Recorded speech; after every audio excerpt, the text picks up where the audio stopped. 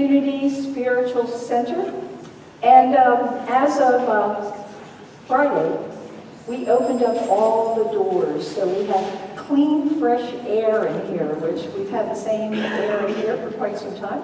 So do you feel the difference? All right. All right, let's just take a moment to center our consciousness in prayer. And we give thanks for all the joy and the enthusiasm that's in the sanctuary. And we give thanks for a rebalancing of our ministry, of our church, of our community, of our nation, and of our world. We see that within each one of us, we know we're made in the image and likeness of God. And so we have that ability to rebalance it with our thoughts, with our words, and with our actions. And so we hold in our minds and in our prayers all the children of the world. May all their needs be met. May they feel loved. May they be loving. And may they have the potential to activate and realize all their dreams and to become God-realized. And we pray for all world leaders. We pray that they're tuned in and tapped into their higher self, that they're listening and taking action and creating policies that are good for all of our neighbors worldwide. And for the teachings of Jesus the Christ, we say thank you, God. Amen. Amen. And this morning, since we had Veterans Day yesterday, I would like to invite all the veterans to come forward. And I would like them to, if they want, to share the branch of service that they served in.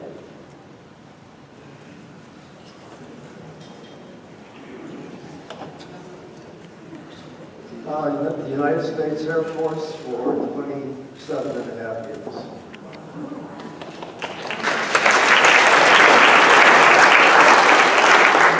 The United States Air Force. And maybe we should hold the class so we can hear everybody. Gene, we missed you. We missed you. U.S. Army, 3 years. United States Army, 6 years. I went in the Navy in 1945 for 2 years, spent the next 4.5 in the Army in Japan. Bob Smith and I was in the Navy, and we brought all those guys where they were supposed to be.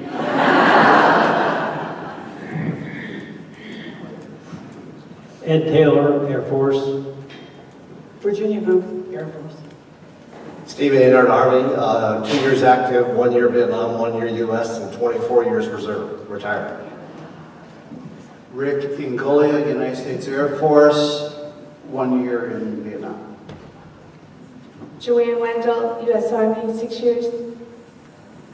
Paul Collins, U.S. Army, back in the beautiful Korean days that I don't think are over yet, unfortunately, but that's where I was. Pete Tremblay, U.S. Air Force, 4 years. Norm Bogert, Navy, 5 years. Steve Camp, U.S. Army. Joe Wyland, Army, 1 year. Let's give one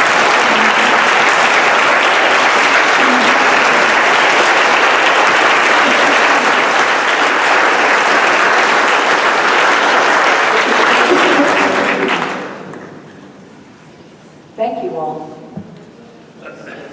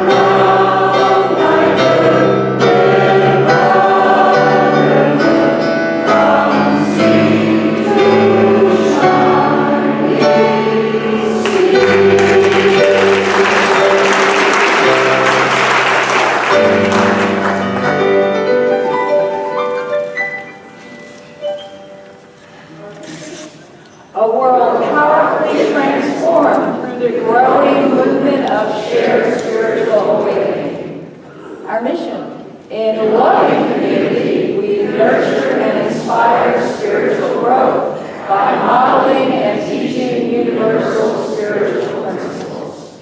And our values? Welcoming, diverse, spiritual, transformational, abundant, joyful, empowering. And our statement of being: God is all, both invisible and visible. One presence, one mind, one power is all. This one that is all is perfect life, perfect love, and perfect substance. I am an individualized expression of God. I am the one with this perfect life, perfect love, and perfect substance.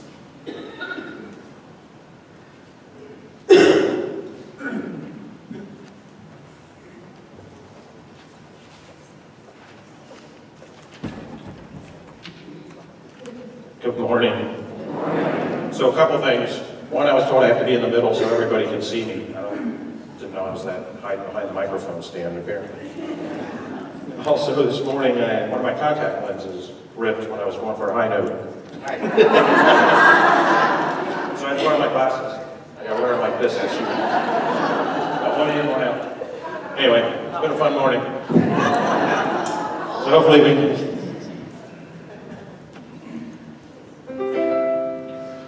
Bring it home. Everything new, everything different, everything true.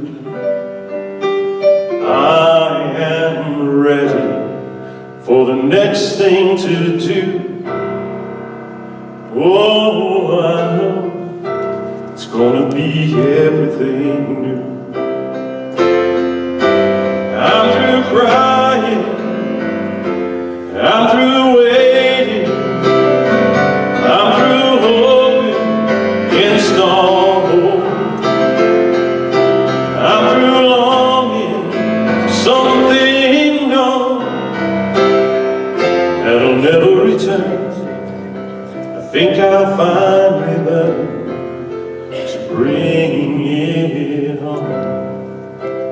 Everything new, everything different, everything true. I am ready for my next thing to do. Oh, I know it's gonna be everything new. I'm through grieving, I'm through dreaming that the life I had is ever coming back. No more wishing someone else's star that'll never be mine. I think it's time to bring it on. Everything new, everything different, everything true. I am ready for my next thing to do. Oh, I know it's gonna be everything new. And I've survived many times before, broken hearts, slamming doors. I'll be alright, yes I will once more, just like I did back then. I'm gonna rise again, so bring it on. Everything new, everything different, everything true. I am ready for my next thing to do. Oh, I know it's gonna be everything new. So bring it on. Everything new, everything different, everything true. I am ready for the next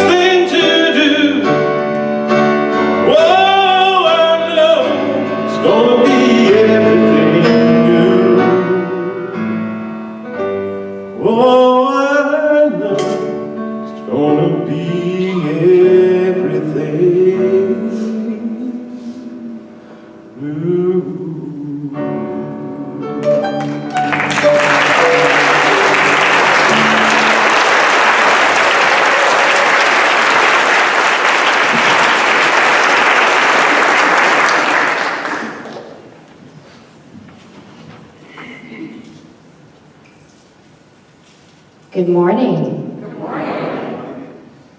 It's so good to see all of you today.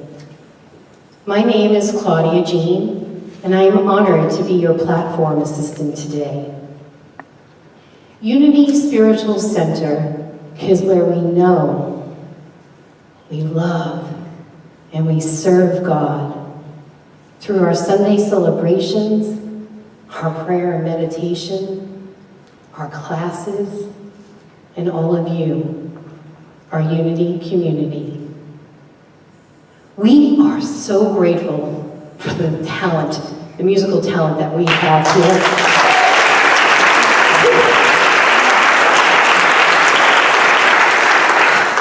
Talk about abundance, huh? We are truly blessed. Will you please join me and sing today's joy song? The words will appear on the screen.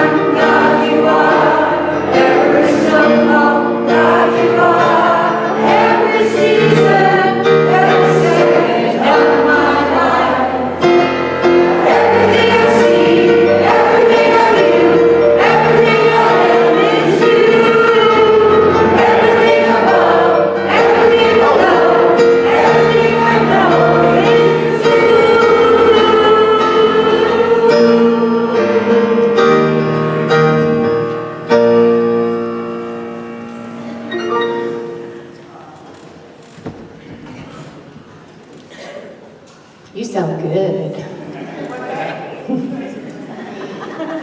If today is your first day here at Unity Spiritual Center, welcome. Please wear your name tags so that we can call you by name, like we all wear name tags. If you would like one of our guest packets, after the service, through the doors and to the left is our concierge area. They'll be happy to give you a packet, answer any questions you have. Sometimes they can even refer you to great restaurants. As you know, we are never alone on the journey of life. And you're not alone today either. It is our favorite time, well, my favorite time, I'll speak for me. My favorite time is when we get to greet each other. If you prefer not to be hugged, stick out your hand and then take a stance. And we'll do our best not to hug you. Hi, my name is Claudia and I am a hugger. All right, now listen, Hector is gonna play a little ditty, right? I can't hear you from here. You're gonna play a little ditty? I will play a little bit. Okay. And then it's time for you to take your seats. I didn't bring my magic wand, so I'm gonna just assume we're gonna do that well together today, because Dylan's here and we want to impress him. Okay. Now, if you didn't get to hug and greet everybody, don't worry. Do not panic. There's plenty of time to greet each other after the service in our community room. Join us for fellowship, fellow hugs, and conversation. Ready, set, go.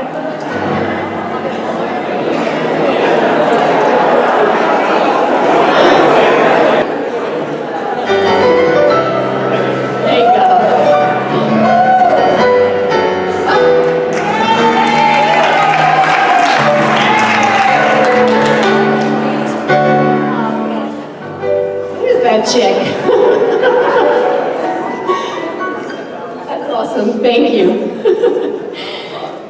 All right, now it's time for our treasurer, John Booth, to give us a financial update. And then Denny, our prayer chaplain, will come up. She'll read the daily word and the spiritual power of the month, and then we will bless the prayer box.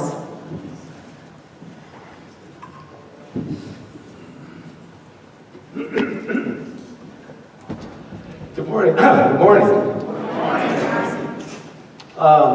The first report that we have today is the dorm report. It's the one that I normally give, and I'm glad to report that from January through October, you have given $58,257. And in October, you gave $5,870, and that is absolutely fantastic. And this, of course, comes from your commitments, and then also the people that put money in the envelopes for the building fund, and you help support and maintain this building. And I think you're to be congratulated for your generosity. Thank you. Okay, the other report that I have today has to deal with the status of our general operating funds. And normally, our funds vary from month to month depending upon whether or not our northern residents are here. And so there's always some fluctuation. In September, we had our first significant red month. Tana asked me what red meant. She made these slides black originally, but red is not good. It's it means we're in the minus column for October. Excuse me, for September, and that I think was not unexpected. We had a hurricane. We lost a Sunday. That's a significant amount of money. We also lost attendance at the second week because nobody really knew if the cleanup was completed yet. So September was disappointing, and but yet we knew that things would get better as our northern residents returned. However, in October, the trend continued that we lost $5,764. And we're not quite sure why this has happened, so we're going to monitor the trend, and hopefully it's a curve that will reverse itself like it usually has in the past. But year to date, from January to October, you should know that we are in the red by $7,401. And we, of course, the goal is to finish the year in the black. We don't want to make a lot of money, but we want to be on the other side of red. Okay, thank you very much.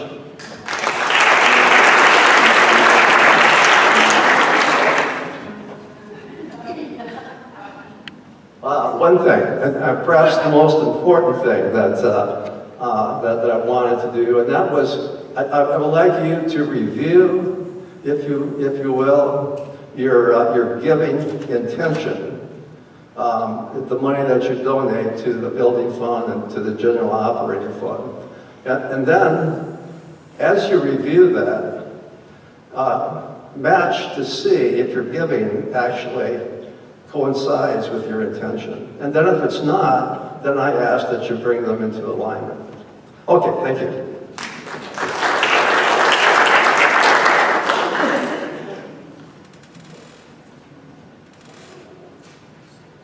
Would all the chaplains in service today please stand?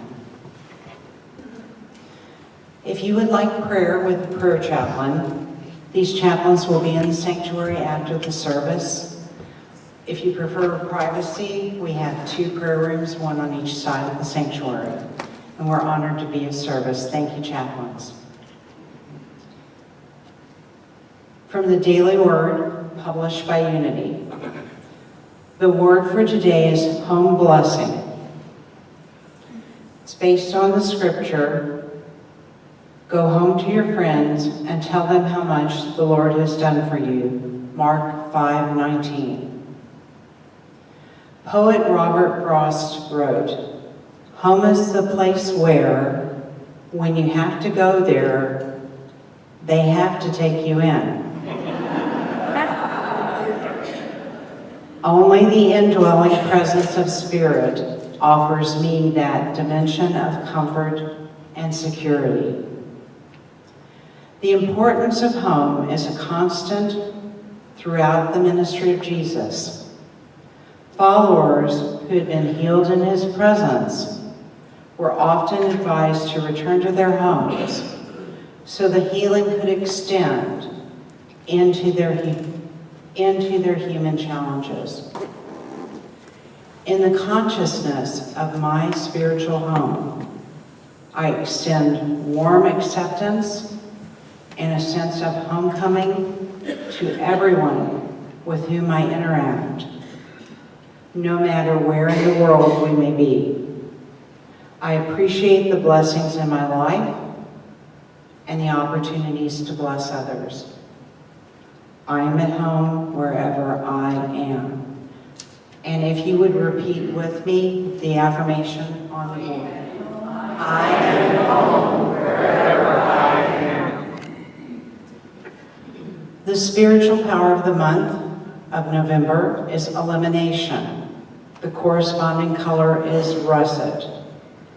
The center of elimination is located in the abdominal region. Elimination is the ability to release, remove, denounce, deny, and let go. Elimination is represented by Bathsheba and the disciple Judas Thaddeus, the son of James. Please join me in saying the affirmation.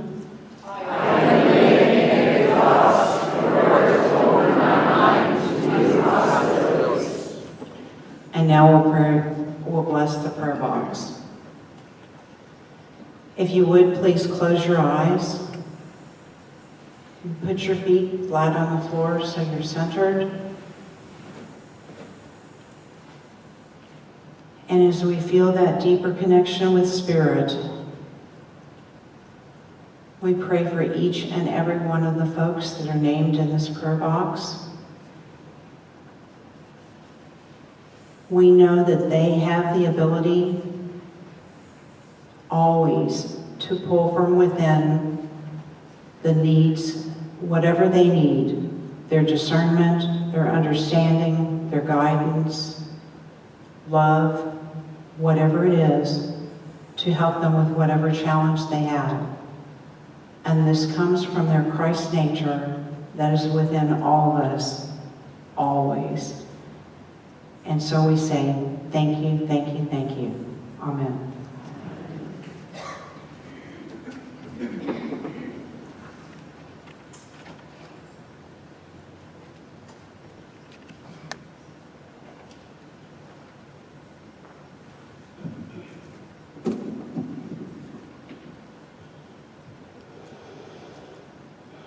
Today's daily word. Go home and share what the Lord has taught you is appropriate for my moment of truth.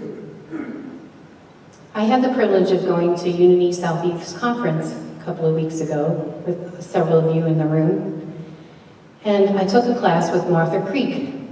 And Martha Creek had us draw a line down a piece of paper and to pick a particular area in our life that we would like to discuss. And for me, I always chased the dream of having family. So she asked us on the left side of the paper to write all the negative things that has the appearance of family that's going on for you right now. And then after we completed that, she asked us to take the right side and put all the things that we wish that it would be. And after we completed that task, she asked us to erase the line in the middle. And she said, see, the right side is fantasy. It's your fairy tale. The essence of it is that life is both the good and the bad, and we label it to which it is. 4 years ago, this coming January, I joined this Unity Church. It is with Reverend Marge that I took my first prosperity class. I remember sitting in class and being negative in my checkbook as a single mother, but wanting to play full on in the class. Why would I go take a class and not fully participate? So I wrote a check in faith, and that has ever changed my life from that day forward. In that class, I declared that I was going to be a professional speaker. I stand here 4 years later as a professional speaker.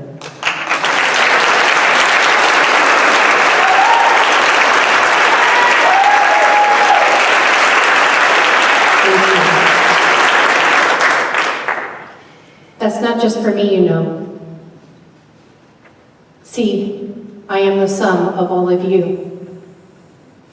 Every single one of you who have touched my life, whether it was pleasant or less pleasant, is a result of who I am today before you. All of it. Erase the line. You decide what's good and what's bad. But I'm here to tell you that our principles work if you work them. Thank you.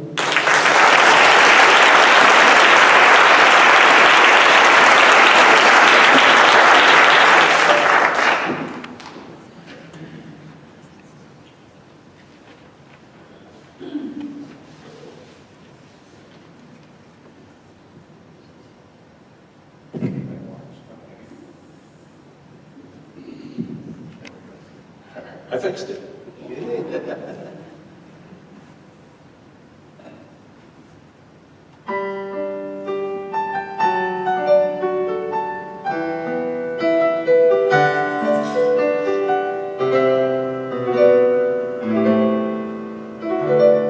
Give thanks with a grateful heart.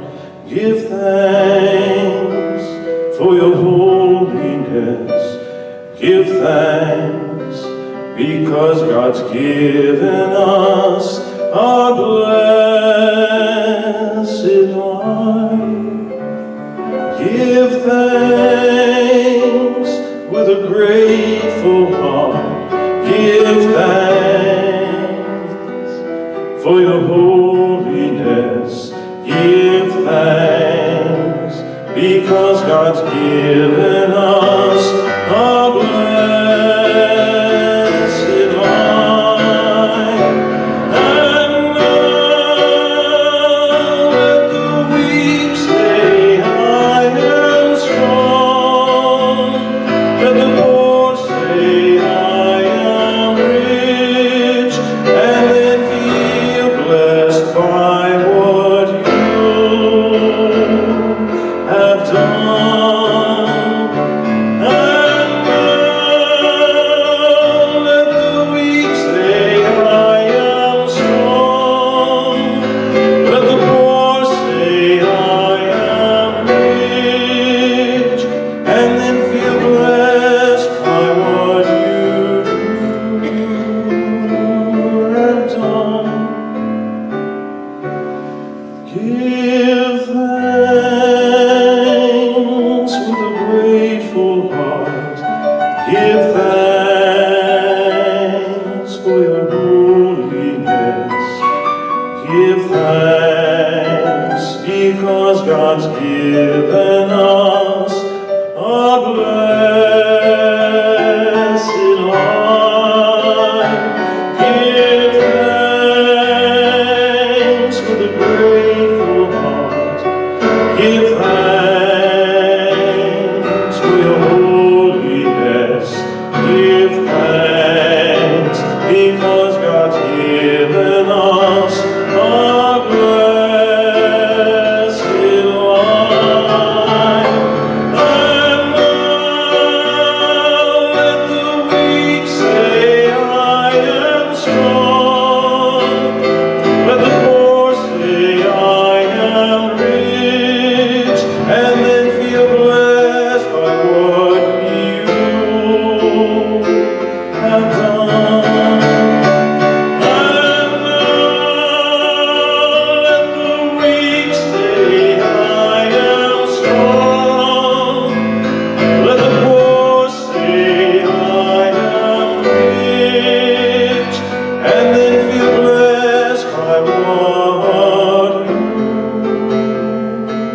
have done. Give thanks, we give thanks, we give thanks.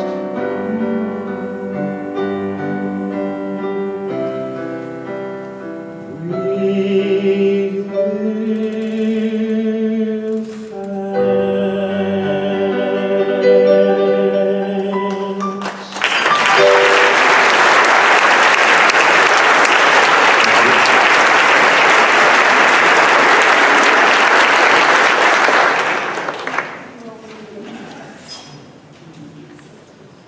Beautiful, beautiful, beautiful.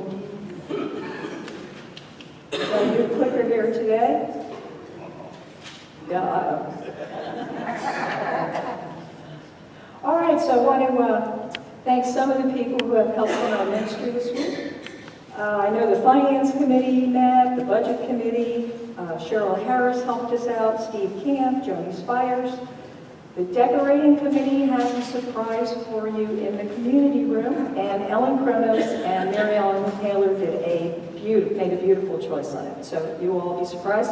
And Peter Trendler, now working with decorators, he hung the pieces, and so you might imagine what that was like with two decorator women and him going up and down. And I want to thank everybody on the ASCAP prayer team. We have had a lot of procedures this week and a couple people in the hospital, so we appreciate your prayers. And also appreciate, there were about a dozen of you at St. Timothy's Prayer for Peace. It was nice to see so many of you there. And our conscious intention leaders had a meeting this week, so we refined with our consultant some of our conscious intentions for our organization, and we'll be sharing with you some of those soon. A couple announcements. There's still some shopping to be done, so if you would like to shop for someone for Christmas, grab one of those cards. I've got a 2-year-old, so I'm having fun with that.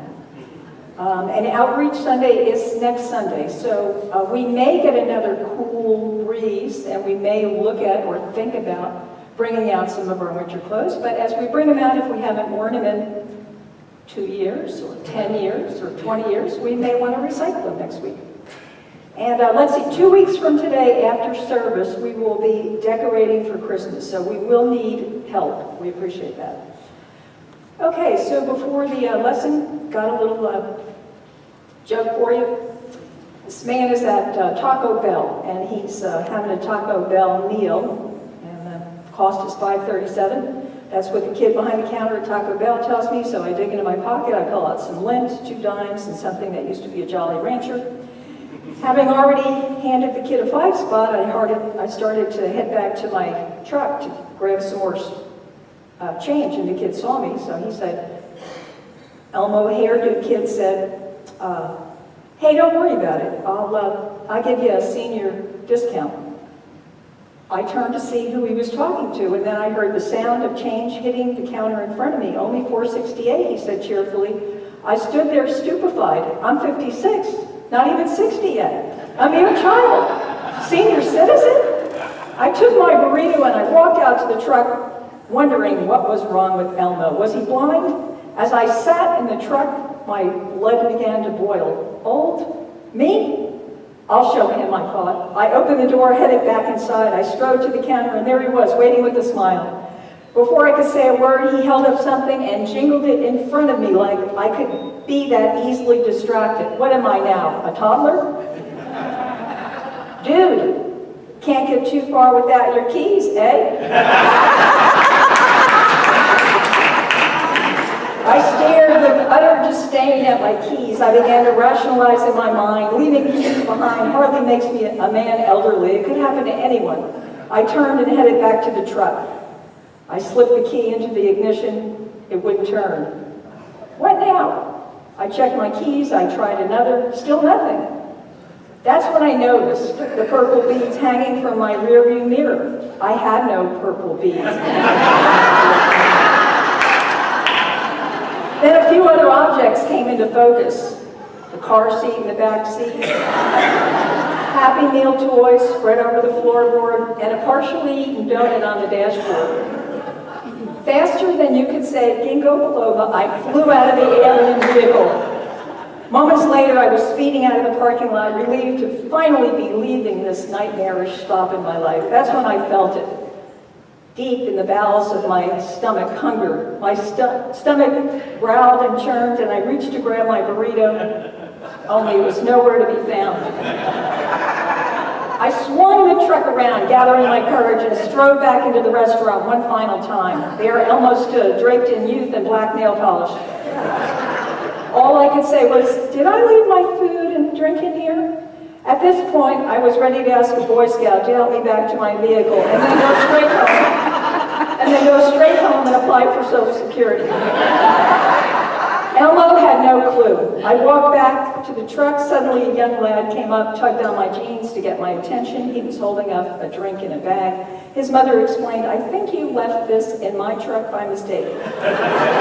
I took the food and the drink from the little boy and sheepishly apologized. She offered these kind words, "It's okay. My grandfather does stuff like this."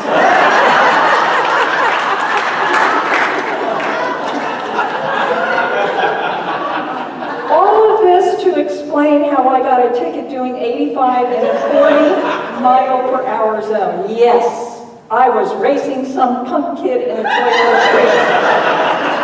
And no, I told the officer, I'm not too old to be driving this fast. And as I walked in the front door, my wife met me halfway down the hall. I handed her a bag of cold food, a $300 speeding ticket. I promptly sat in my rocking chair, covered up my legs with a blanket. The good news was that I successfully made it home.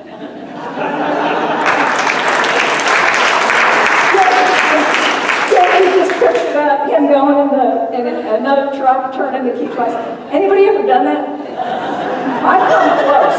Of course, my cars are usually like older, so I don't see too many of them.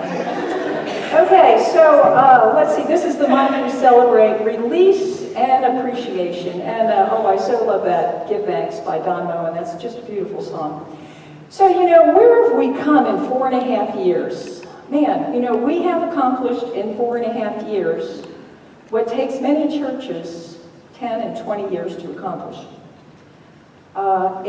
We had good leadership. We had a great board. We were transparent at every step of the way. You know, if we buy the land, we need this much money, then we got the money. Hey, there's this other church. Do you guys want to travel 10 miles south? Most people said yes. And then we had those dedicated 6 to 7 people every night, led by Steve Camp. He clued us in every night. And we would pray for 5 minutes, and people would envision the new church home, walking into it. And then it was a collective effort. Everybody, through their generosity and their focused collective intention, made it happen. We were all moving in the same direction. And we were also exhausted by a gazillion fundraisers. I know I got crabby moving in and out old books that it's like, why are we even doing this? Nobody even looks at these old books, but we moved them in and out. We had that bazaar with few visitors. We had a health fair that we had missing highway signage, so nobody kind of knew what was happening.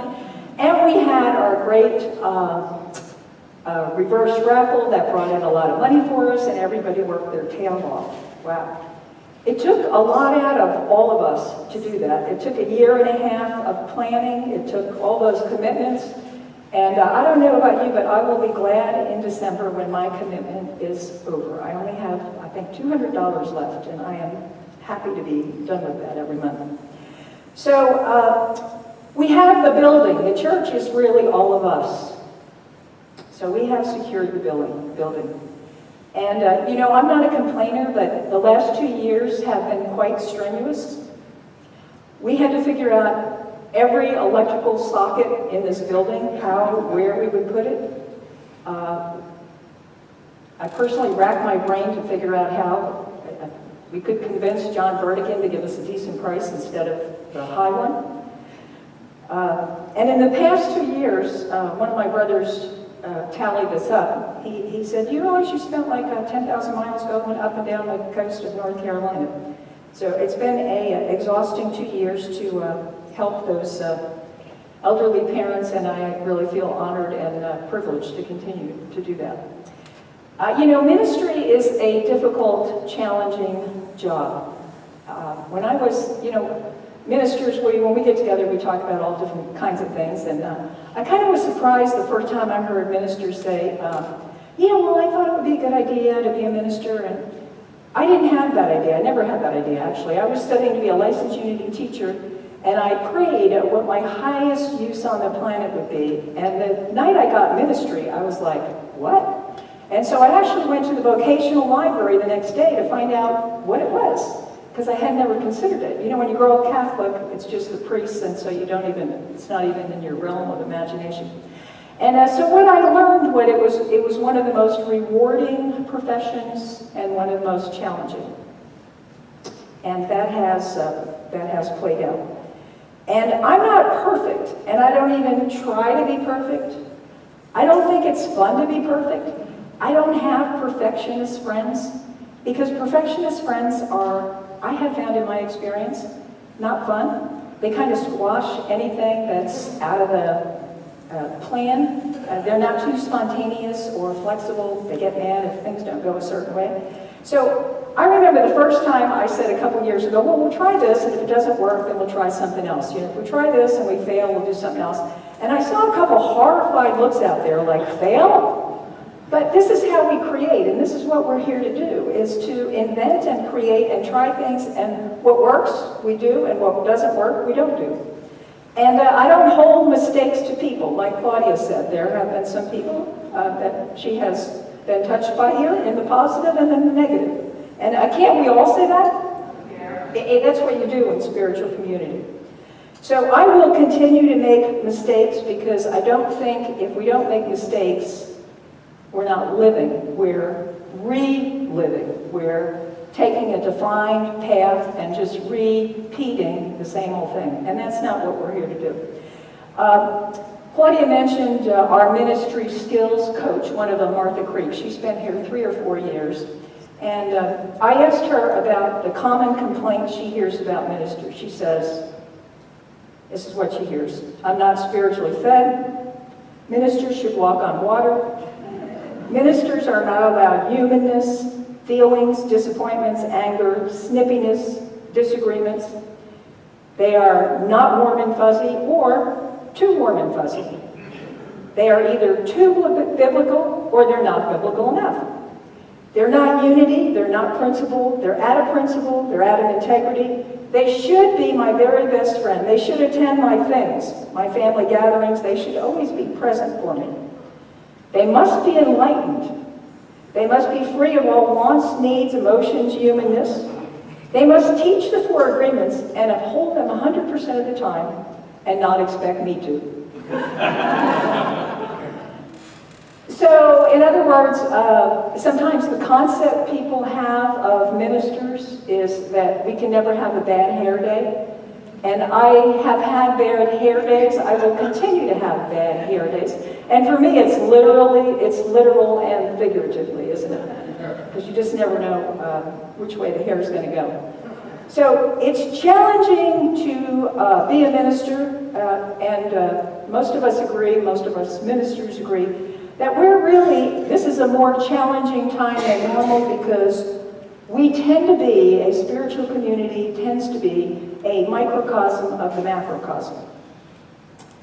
And, you know, the macrocosm right now is, it's kind of a divisive climate, isn't it? A little bit?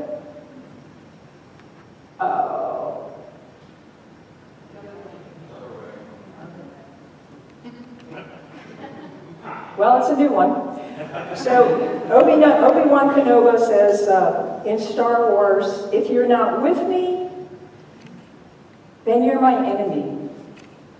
And you know, this is kind of like a new concept that is I mean, it's not new, but it feels like more of us are like that these days. There's a divisive climate in our country. And one of the book I'm going to refer to this morning is a new one by Brene Brown, and it's called Braving the Wilderness. And she talks about that divisiveness, how, you know, it used to be we could be in discussion when we disagreed about something, And now it's almost like we shut each other off, like we don't even want to hear the other side. Anybody ever feel like that? Is that it? Only about 7 people? Anybody ever feel like that? Thank you very much. Okay. Yeah. So, this is a time for us to regroup, I feel like. And is it important to always take sides? And I got to make sure I'm going the right way here. Okay. I think I'll mark it for me. So, some people believe that it's important to take sides. I believe that as well, because neutrality helps the oppressor, never the victim, and silence encourages the tormentor, never the tormented. So it means that each of us is challenged to actually be a citizen and be in spiritual community, to actually think things through clearly so that we actually have an informed opinion. Going the right way? So Brene Brown says, silence comes at a very high individual and collective cost.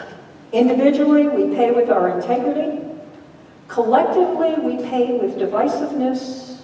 And even worse, we bypass effective problem solving.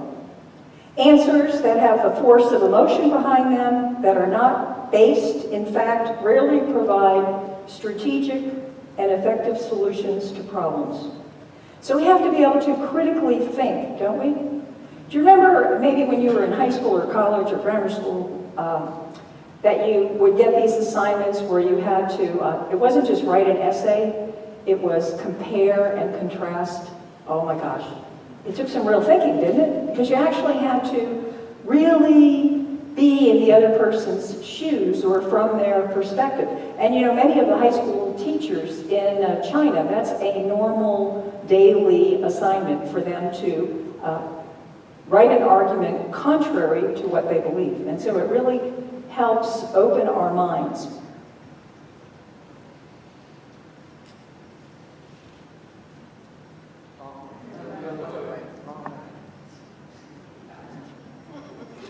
So if you're not with me, then you're my enemy. That's an emotion-driven approach. And the benefits are that the person who throws down the gauntlet, this or that, they close off other options. And we're here to create. And so Brene Brown's title, The Wilderness, is instead of this or that, what's everything in between that we can create as solutions? Albert Brandolini, he has a law that says the amount of energy needed to refute BS, we'll call it bull stuff, is in order of magnitude bigger than it is to produce it. Now that's an amazing statement, isn't it? And we are bombarded with so many things every day.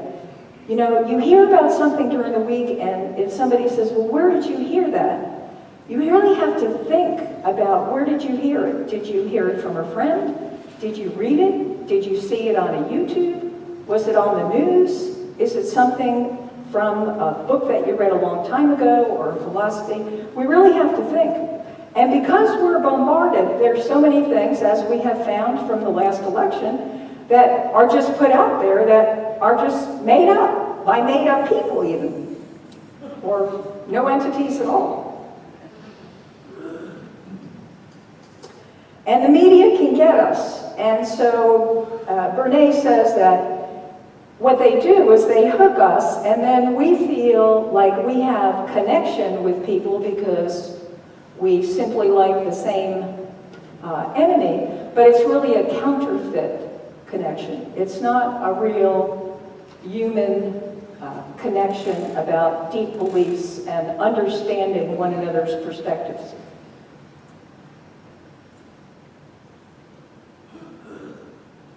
Going the right way? Thank you. So, and then sometimes when you participate in something like that, maybe unknowingly or you weren't paying enough attention, you think to yourself, wow, did I really do that? And is that kind of attitude really moving us forward into deep connection, into face-to-face discussion, into heart-to-heart? Do I have an understanding of where that other person is coming from, and why is that so important for them? You know, a lot of times we hear a slice or a piece of something, and then we make a judgment or think we know the whole picture of it. But a slice, like a slice of pie or a slice of pizza, is just that, isn't it? It's like an eighth or a sixth, depending on what kind of pizza you get or how you slice your pie. But that doesn't stop us from making judgments. And so, as light workers, I'm not sure I want to be there yet. I don't want to be there yet. So as light workers, you know, how do we handle ourselves in this divisive climate? How can we be an agent for change and for deeper understanding? You know, Romans 12:2, Paul wrote to the Romans, "Do not be conformed to this world, but be transformed by the renewal of your mind." That by testing and discerning, you can actually know the truth of that. You know, and Paul also said we must die daily to our beliefs, that we actually have to wake up every morning and figure out what is still true for us, what isn't. So it's our job always to put God first, to put our ego aside, to listen, to be really willing to determine in conversation what's needed. And I am not there yet when people complain, and sometimes it's the same people, to say, tell me more. And that is the correct answer, tell me more.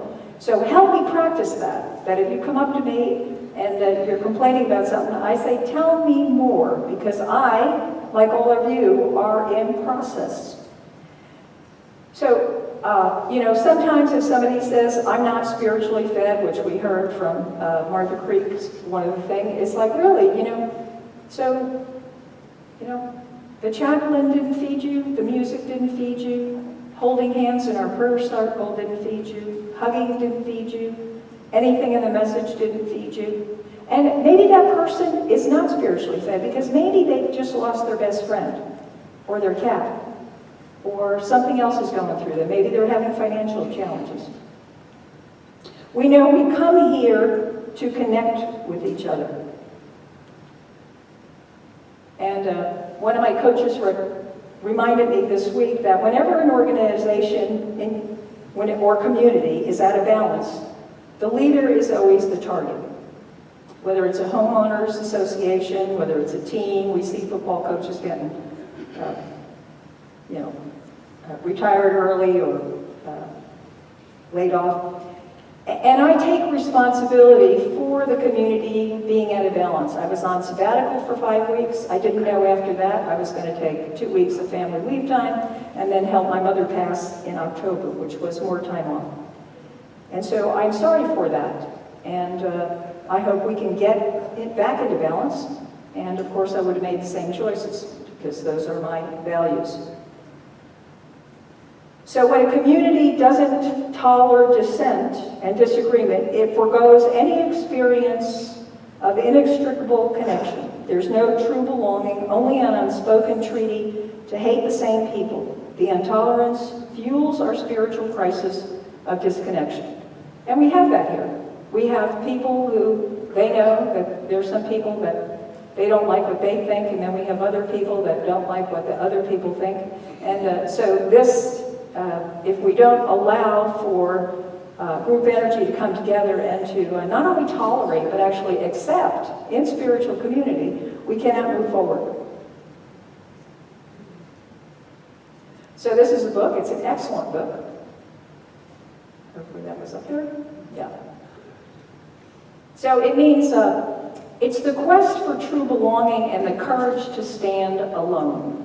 You know, how can you stand alone in the wilderness? We have, you know, Jesus, our way shower, who went to the wilderness many times, and it takes courage to go to the wilderness.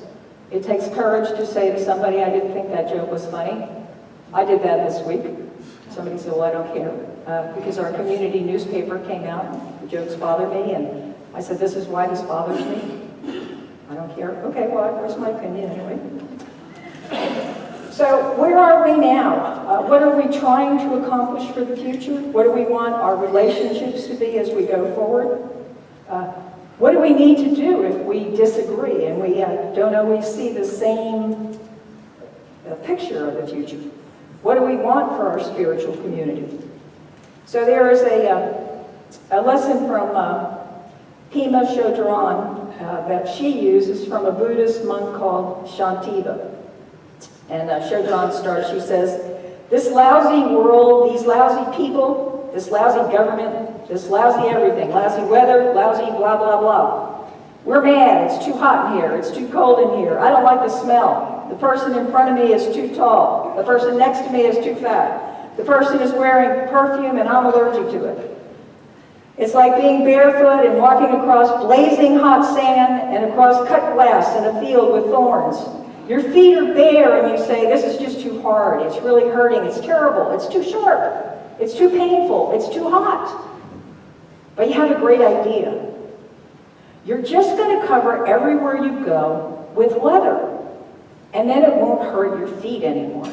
Spreading leather everywhere you go so you can cover the pain is like saying, I'm going to get rid of him, I'm going to get rid of her, I'm going to make sure the temperature's right, I'm going to ban perfume in the world, and then there'll be nothing that bothers me. I'm going to get rid of everything, including mosquitoes that bother me, anywhere in the world, and then I'll be a very happy and content person. Now, some of you were laughing. And sometimes that's how we approach things. We think if we could just get rid of everything or cover it with leather, that our pain would go away. Well, sure, because it wouldn't cut our feet anymore.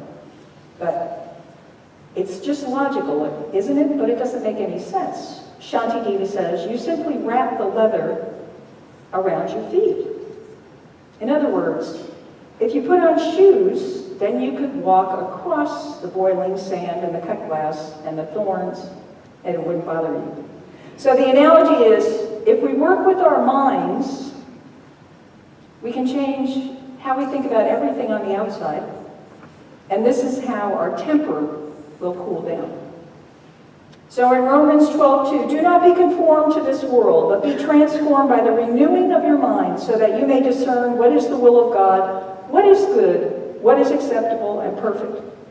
What transformation takes place in the one who is touched by the influence of the Christ consciousness?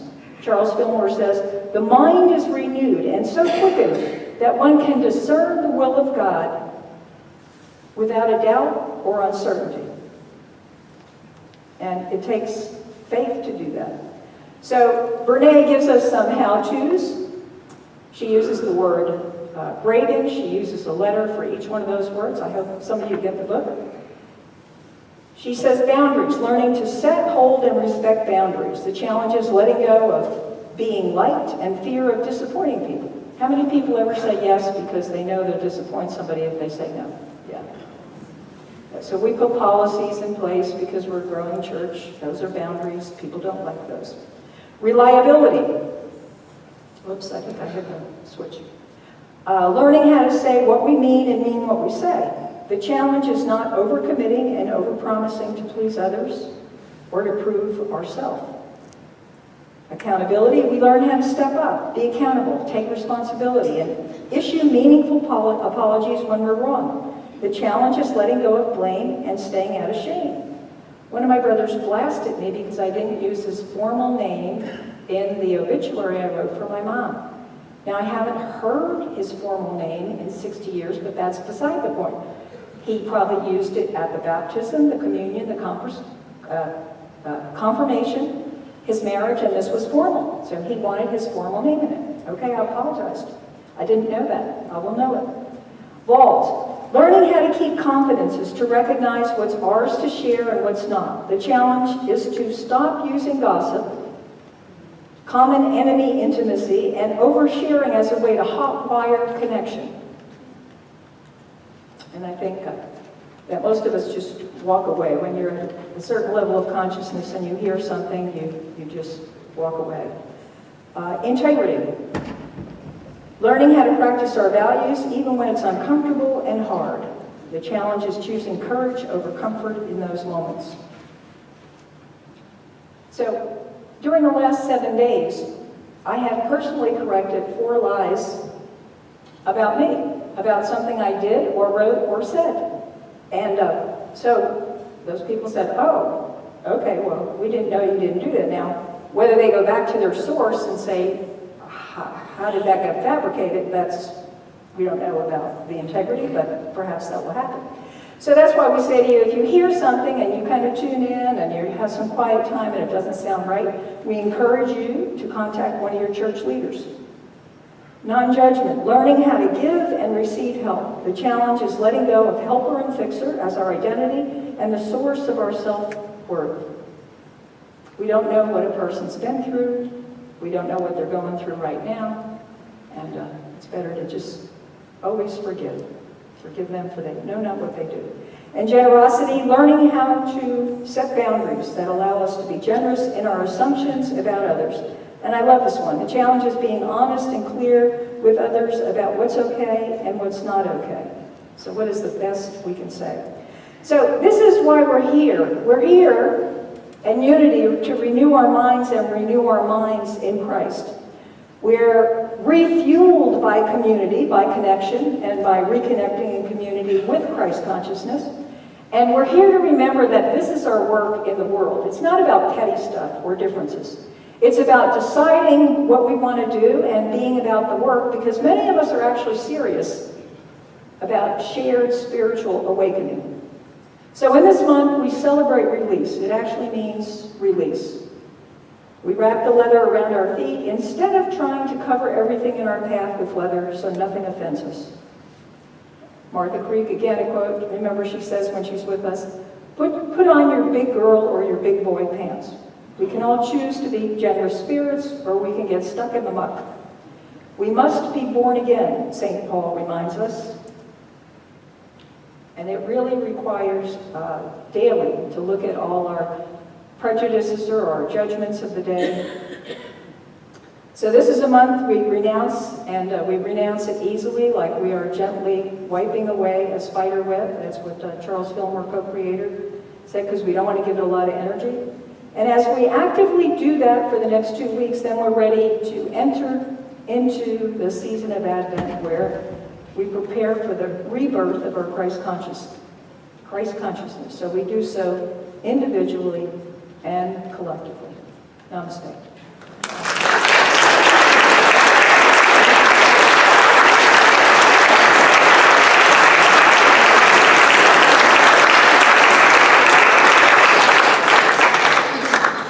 All right, now if you're here for the very first time, we would like to bless you. So if you raise your hand, I know there's, okay, there you go. You don't have to do anything, you just have to sit there. So we love you, we bless you, we appreciate you, and we behold Christ in you. All right, and now we get to put in our tithes, our blessings, our offerings. And so as we have those in our hands, we give thanks for the givers of these gifts. We give thanks for the people who value spiritual community.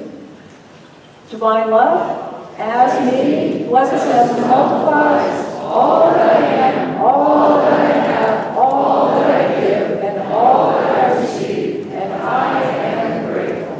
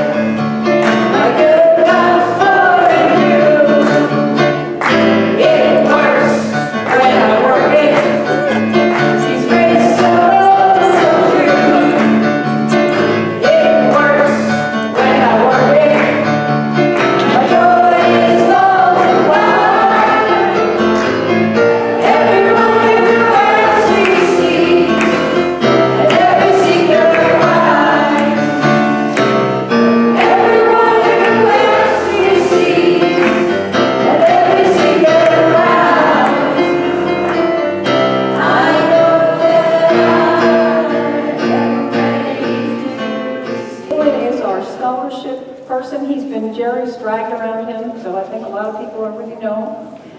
But he is the one who has received our scholarship, and he started